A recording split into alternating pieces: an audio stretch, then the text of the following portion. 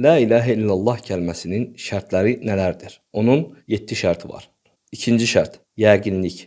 Bunu deyən bu sözün mənasında tam yəqinliklə əmin olsun.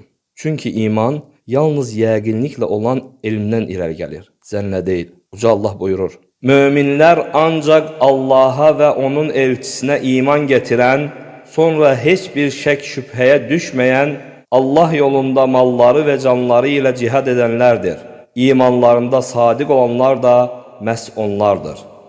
Beləliklə, Allaha və onun elçisinə olan sadiq imanlarına şək şübhə etməmələrini şərt qoymuşdur. Abu Hurayra'dan radiyallahu anhu gələn hədisdə Allah Resulü sallallahu aleyhi və səlləm belə dedi: Şəhadət edirəm ki, Allahdan başqa ibadətə layiq haqq məbud yoxdur və mən Allahın Rasuluyam. Bu iki kəlməni şəkk etmədən deyərək Allahla qarşılaşarsa cənnətə daxil olar.